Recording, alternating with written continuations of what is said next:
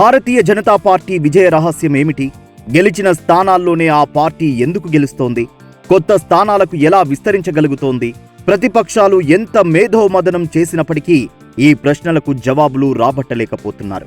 రకరకాల పొత్తులు ఏర్పరచుకున్నా, ఎన్నో రకాల పన్నాగాలు పన్నినా, ప్రధానమంత్రి మోడీని ఎన్ని రకాలుగా దూషించినా, ఇష్టం వచ్చినట్లు బీజేపీపై బురద చల్లినా బీజేపీని వారు ఓడించలేకపోతున్నారు. అసలు భారతీయ జనతా పార్టీకి బలహీన నియోజకవర్గాలంటూ ఉండవా? 10 ఏళ్లు దాటినా మోడీ ఆకర్షణ శక్తి ఎందుకు తగ్గడం లేదు? కేంద్ర, రాష్ట్రాలు రెండింటిలోనూ బీజేపీ డబుల్ ఇంజన్ సర్కారును ఎందుకు ప్రజలు ఆహ్వానిస్తున్నారు? కాంగ్రెస్ పార్టీలో లాగా అంతర్గత కుమ్ములాటలు లేకుండా కేంద్ర, రాష్ట్రాల్లో బీజేపీ నేతలు సమన్వయంగా, కలిసి కట్టుగా, క్రమశిక్షణతో ఎలా పనిచేయగలుగుతున్నారు అన్న ప్రశ్నలు ప్రతిపక్షాలను ముంచెత్తుతున్నాయి. ప్రతిపక్షాలు ఈ ప్రశ్నలకు జవాబులు కనుక్కునే లోపే 2024 సార్వత్రిక ఎన్నికల్లో మోడీ సారథ్యంలో మూడోసారి ప్రభుత్వం ఏర్పాటు చేసేందుకు ఇప్పటికే రంగం సిద్ధమైంది. మధ్యప్రదేశ్, రాజస్థాన్, ఛత్తీస్గఢ్ రాష్ట్రాల్లో భారతీయ జనతా పార్టీ ఘన విజయం సాధించిన తర్వాత కాంగ్రెస్ పార్టీ, ప్రతిపక్షాలు దిక్కుతోచని పరిస్థితుల్లో పడిపోయాయి.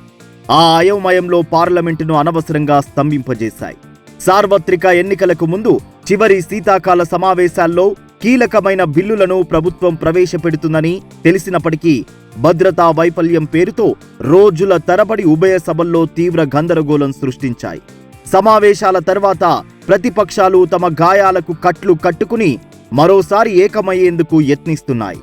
కాంగ్రెస్ వర్కింగ్ కమిటీ, ఇండియా కూటమి జరిపిన సమావేశాల్లో మరోసారి మోడీని ఎలా ఎదుర్కోవాలా అన్న విషయంపై వారు తర్జన భర్జనలు జరిపారు. ఎంతసేపు మోడీ ఆధ్వర్యంలో బీజేపీని ఎలా ఎదుర్కోవాలో అన్న ఆతురతలో వారు తమ లోపాల గురించి ఆత్మ పరిశీలన చేసుకోవడంలో విఫలమవుతున్నారు.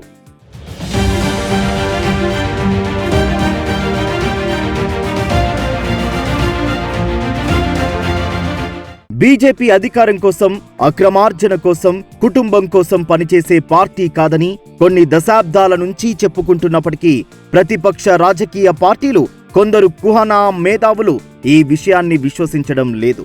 బీజేపీ తాను నమ్ముకున్న సిద్ధాంతం కోసం పనిచేస్తుందని, కుటుంబ పాలనను ప్రోత్సహించదని, అవినీతిని ఏమాత్రం సహించదని రుజువైనందువల్లే ప్రజలు ఆ పార్టీని ఆదరిస్తున్నారని ప్రతిపక్షాలు గ్రహించడం లేదు. ప్రతిపక్షాలు అవినీతి పరులని, కుటుంబ ప్రయోజనాల కోసమే వారు పనిచేస్తారని, సమాజం పట్ల, దేశం పట్ల వారికి ఆసక్తి లేదని ప్రజలకు అర్థమైనంత కాలం వారు అధికారంలోకి వచ్చే అవకాశాలు లేవు. అదే సమయంలో ఒకప్పుడు కేవలం 2 సీట్లు సాధించినా, ఇప్పుడు 300కు పైగా సీట్లు సాధించినా బీజేపీ అప్పటికీ ఇప్పటికీ ఇతర పార్టీలతో పోలిస్తే సిద్ధాంతాలను గౌరవించే విభిన్నమైన పార్టీయే అన్న విషయం ప్రజలకు బాగా తెలుసు. 2 సీట్లు ఉన్నప్పుడు బీజేపీ ఏ వాగ్దానాలు ప్రజలకు చేసిందో పూర్తి మెజారిటీ వచ్చిన తర్వాత ఆ వాగ్దానాలను మరిచిపోకుండా నెరవేరుస్తున్నందువల్లే ప్రజలు ఆ పార్టీని ఆదరిస్తున్నారు. కాశ్మీరులో 370 అధికరణను తీవ్రంగా వ్యతిరేకించి అందుకు తన ప్రాణత్యాగం చేసిన శ్యామ ప్రసాద్ ముఖర్జీ అమరుడైన 7 దశాబ్దాల తర్వాత బీజేపీ ఈ అధికరణను ఎత్తివేసి కాశ్మీరును పూర్తిగా భారత్లో అంతర్భాగం చేస్తుందని అప్పుడు ఎవరైనా కలలోనైనా ఊహించారా? 80వ దశకంలో బీజేపీ ఆవిర్భావం తర్వాత అయోధ్యలో రామమందిర నిర్మాణం కోసం ఉద్యమం ప్రారంభించినప్పుడు దాదాపు 4 దశాబ్దాల తర్వాత అదే బీజేపీ హయాంలో రామమందిర నిర్మాణం పూర్తవుతుందని ఎవరైనా నాడు అంచనా వేయగలిగారా? బీజేపీ పూర్తిగా సిద్ధాంతం ఆధారంగా కార్యాచరణ చేపట్టే పార్టీ. బీజేపీని వ్యాపారుల పార్టీగా, పట్టణ పార్టీగా, అగ్రవర్ణాల పార్టీగా ప్రత్యర్థులు రకరకాల ముద్రలు వేశారు. కానీ ఇవాళ దేశంలో అట్టడుగు వర్గాలు, ఆదివాసీలు బీజేపీని అభిమానిస్తున్నారు. కేంద్ర, రాష్ట్రాల్లో బీజేపీ ప్రభుత్వాలు అమలు చేస్తున్న లెక్కలేనన్ని సంక్షేమ పథకాలు బీజేపీని పేదలకు అనుకూల పార్టీగా మార్చిందనడంలో సందేహం లేదు. ఇటీవల ఎన్నికలు జరిగిన మధ్యప్రదేశ్, రాజస్థాన్, ఛత్తీస్గఢ్లలో ఆదివాసీలు, మహిళలు, దళితులు, ఓబీసీలు, రైతులు అంతా బీజేపీని ఆదరించడం ఇందుకు తాజా ఉదాహరణ. దేశ ప్రజలు సుపరిపాలన, అభివృద్ధికి ఓటు వేస్తారనడానికి ఈ ఎన్నికల ఫలితాలు ఉదాహరణ అని మోడీ స్పష్టం చేశారు. లబ్ధిదారులైన ఓటర్లను బూత్ స్థాయి కార్యకర్తలు చేరుకుని ప్రభుత్వం చేస్తున్న సంక్షేమ కార్యక్రమాల గురించి వివరించడం ప్రభుత్వానికి పార్టీకి మధ్య ఉన్న పటిష్టమైన సంబంధాలకు నిదర్శనం. సమాజంలో చివరి ఓటరు వరకు చేరుకోగల బీజేపీ కార్యకర్తల అంతర్గత బలం స్పష్టమైంది. బీజేపీ ఓటు బ్యాంకు పుంజుకోవడానికి మహిళలు కూడా ఈసారి ప్రధాన కారణమయ్యారు. మహిళలలోనే రాజకీయ చైతన్యం, వివేకం ఎక్కువని రుజువైంది. ఒక్క మాటలో చెప్పాలంటే బీజేపీ బలమేమిటో ప్రతిపక్షాలు గ్రహించలేకపోతున్నాయి.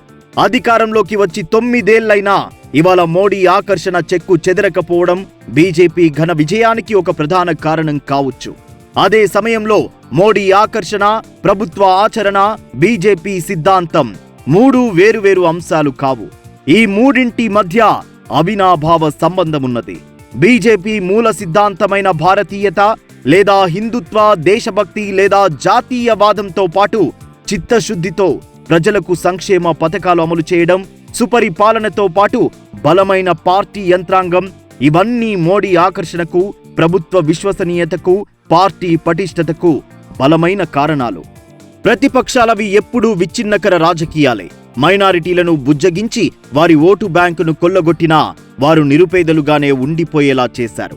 తాజాగా కుల జనగణన గురించి ప్రచారం చేసి బీజేపీ ఓబీసీ ఓటు బ్యాంకును ప్రతిపక్షాలు దెబ్బతీయాలని ప్రయత్నించాయి. కానీ వెనుకబడిన వర్గాల ప్రజలు బీజేపీనే ఆదరించారు. మతాల మధ్య చిచ్చు రేపినట్లే కులాల మధ్య చిచ్చు రేపి ప్రతిపక్షాలు ప్రయోజనం పొందాలనుకుంటున్నాయని ప్రజలు స్పష్టంగా గ్రహించారు. మోడీ నేతృత్వంలో బీజేపీ కుల మతాలకు అతీతంగా సమాజంలో అన్ని వర్గాలను ఆదుకుంటుందన్న వాస్తవం వారు గుర్తించారు. పేదలు, మహిళలు, యువత, రైతు కూలీలు అన్న 4 కులాలే తనకు ముఖ్యమని మోడీ అన్న మాటలు కుల మతాతీత ఆదర్శ సమాజాన్ని ఆయన ఆశిస్తున్నారన్న దానికి సంకేతాలు. అంతర్జాతీయంగా మోడీ హయాంలో భారతదేశం ఆర్జించిన ఖ్యాతిని, పేరు ప్రతిష్టలను కూడా ప్రజలు గుర్తించారు. స్పష్టంగా చెప్పాలంటే సామాజిక, ఆర్థిక సుస్థిరతను ప్రపంచంలో ఎక్కడకు వెళ్లినా తలెత్తుకోగల పరిస్థితిని ప్రజలు ఆశిస్తున్నారు. మోడీ చేతుల్లోనే దేశం సుస్థిరంగా, సుభద్రంగా ఉంటుందని ప్రజలకు తెలుసు.